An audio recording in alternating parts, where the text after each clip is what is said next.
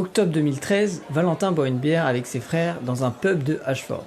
La soirée bat son plein et les verres s'enchaînent. Il se remémore le chemin parcouru. Enfant difficile, il décide d'arrêter les cours après une seconde chaotique à faire la fête et jouer à Dofus. C'est durant cette période que ses parents l'expulsent de chez lui. Il se retrouve chez son meilleur ami qui l'héberge et lui ramène des petits plats de son taf de cuisinier. Les journées de Valentin se résument à geeker sur son ordi et taper des soirées. Il a 17 ans et profite de la vie. Les jours défilent mais les soirées coûtent de plus en plus cher. C'est là qu'il se dit faudrait peut-être que je gagne un peu de thunes moi. Donc il apprend à coder grâce au site du zéro. Il monte quelques business en ligne et ça fonctionne. Il gagne pas mal d'argent même si c'est pas toujours super légal.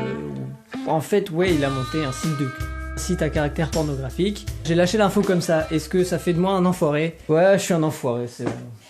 Bref, on reprend. Sa copine Meg, plus jeune de 2 ans, le soutient mais elle lui fait prendre conscience que ça peut être dangereux pour lui tout ça. Le jour de ses 18 ans, elle apprend une mauvaise nouvelle. Valentin a l'opportunité de rejoindre son père et ses frères en Angleterre, à Ashford. Elle est toujours en études et ça semble galère de le suivre. Malgré tout, elle obtient un stage en Angleterre et rejoint son bien-aimé. C'est une nouvelle aventure pour les deux tourtereaux. C'est trop bon putain. Un peu ici, ce sera un peu là quoi, tu vois. Ah, il s'en est passé des choses, hein. Repense Valentin quelque peu éméché. Il se dirige vers le bar pour payer une tournée et tombe sur un joyeux français. L'alcool aide, ils font connaissance assez rapidement. Ce dernier se surnomme Rurk et vient de s'installer à Ashford pour développer son business, une web TV du nom d'Eclipsia. Très rapidement, ils sympathisent et passent le reste de la soirée ensemble avec les autres employés d'Eclipsia, dont un certain Skyheart et Jiraya, entre autres. Le courant passe bien et Valous se propose de bosser gratuitement pour Eclipsia et il est récompensé puisque 5 mois plus tard, il obtient un CDI au sein de la web TV. On est début 2014. Sur là-bas où tout le monde attend en mode comme si oui, voilà. En gros. Paris Games Week 2017. Inès écume les scènes où se déroulent les compétitions de jeux vidéo. La tension entre les joueurs, le suspense insoutenable, puis la délivrance de la foule qui explose, ça le fait kiffer. Il se tourne vers sa mère et dit « Bientôt c'est moi qui monterai sur cette scène ».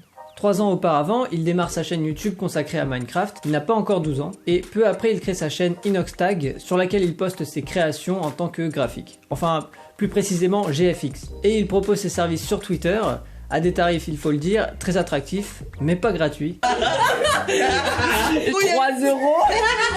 Ah, t'es une putain de pince, gros.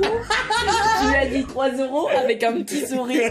Tout travail mérite rétribution, c'est ce qu'on lui a appris quand il était petit, et il avait bien raison de ne pas mettre ses services gratuits. 5 € full design.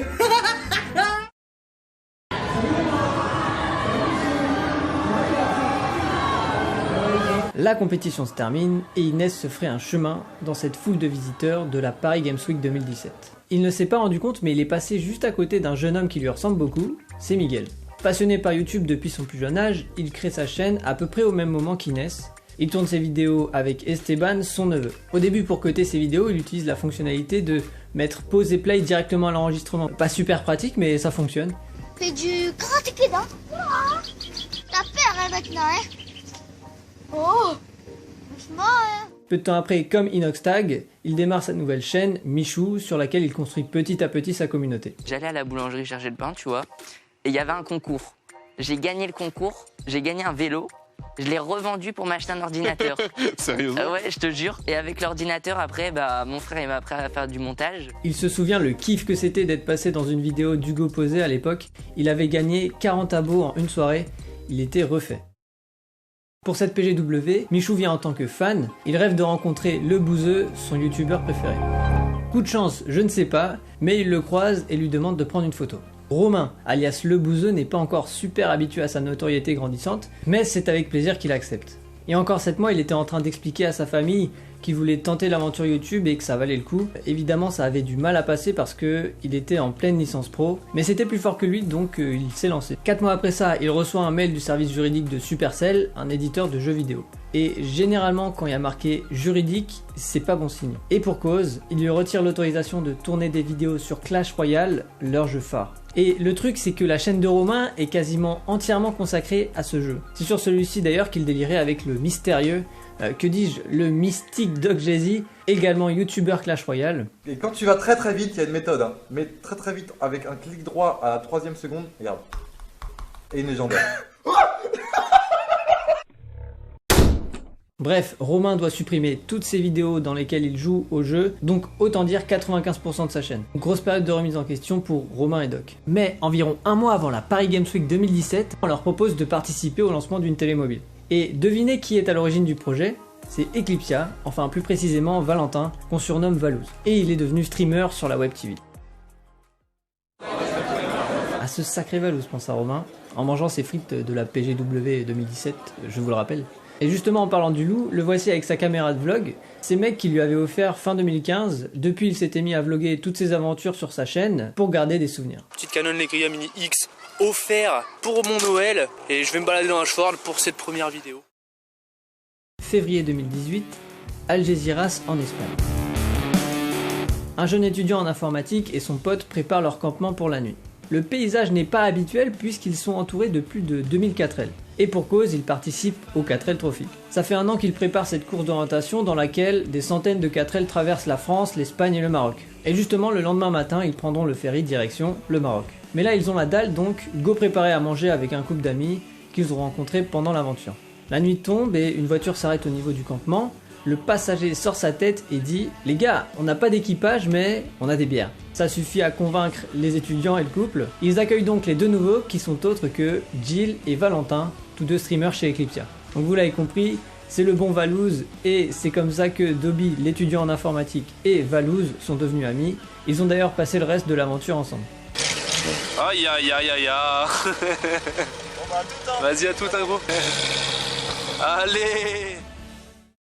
L'année 2018 marque le succès du jeu vidéo Fortnite et avec ça l'explosion de tout un tas de streamers et youtubeurs. Michou et Inox connaissent une ascension fulgurante, notamment grâce à leur live YouTube. C'est d'ailleurs en stream qu'ils se sont rencontrés. D'autres streamers se démarquent comme Doc Jay-Z, le Bouzeux, mais aussi Dejna, une jeune youtubeuse avec qui ils se sont noués d'amitié. Et finalement, tout ce petit monde se rencontre progressivement grâce à Fortnite. Août 2018, à l'initiative de Valouz, tout le monde se retrouve au parc Astérix. Donc c'est la première fois qu'ils sont tous réunis dans la vraie vie, et Inox a la bonne idée de lancer un live pour immortaliser ça. La rediffusion a aujourd'hui plus de 1,5 million de vues, donc a priori les gens ont apprécié.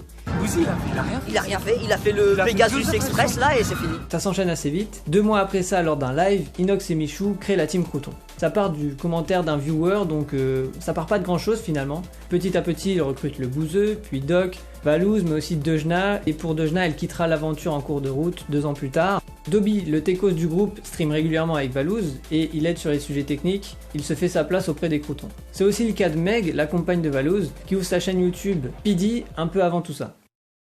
Arrivé à la PGW 2018, la Team Crouton n'est pas encore totalement formée il me semble, mais déjà ça n'a rien à voir avec l'année précédente. Michou qui, un an auparavant prenait des photos avec le Bouzeux, a quasiment le même nombre d'abonnés, environ 1,5 million. Inoxtag quant à lui qui rêvait de monter sur scène, participe au Lamador, une compétition Fortnite, et il fait gagner sa team sur un clutch final de fou furieux. Il se cherche. Oh il est juste en dessous, Il faut se fight maintenant.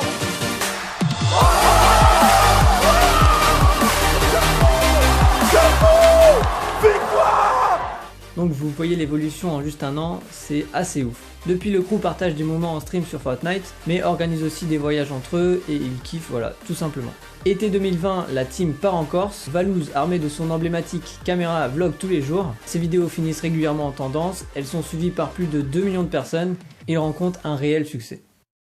Je dois vous avouer quelque chose, à la base j'étais pas censé faire une vidéo comme ça sur l'histoire, retracer tout leur parcours avec une frise chronologique de fou, vraiment je me suis emmêlé les pinceaux à plein de moments. Je voulais au début analyser leur succès, quels sont les leviers de leur réussite finalement, et pourquoi ça a si bien marché. Je les connaissais déjà d'avant et je kiffe ce qu'ils font, mais voilà, en allant plus en profondeur, je me suis aperçu qu'il y avait plein de choses à raconter, des choses que les gens ne connaissent pas forcément. Ce qui est marrant, c'est de voir à quel point tout se recoupe. Au moment de la Paris Games Week 2017, en fait, ils se sont quasiment tous déjà croisés sans le savoir. Ils savent pas qu'un an plus tard, ils vont monter quelque chose de gros, quoi. C'est la passion. Voilà, c'est la passion des jeux, la passion de créer sur YouTube, de streamer. Ce que je peux dire évidemment, c'est que c'est une bande de potes, donc ils ont rien vraiment calculé, même si on les connaît aussi, hein, ils savent ce qu'ils font, et ils ont aussi des intentions. Quand on voit la puissance de la communauté des croutons, on est obligé de se dire qu'il y a quelque chose derrière, il y a un engouement. Construire une communauté, c'est pas simple. Cette communauté des croutons a ce pouvoir-là de porter d'autres talents et d'autres personnes de la team crouton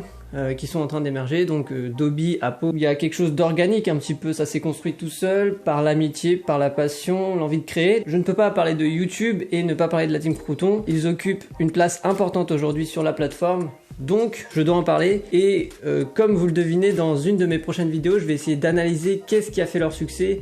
On peut évidemment s'inspirer de leur parcours pour plein de choses, mais voilà, ça m'a fait kiffer de faire cette vidéo de présentation de l'histoire de la team. Donc bah écoutez, j'espère que ça vous a plu aussi, et puis sur ce je vous dis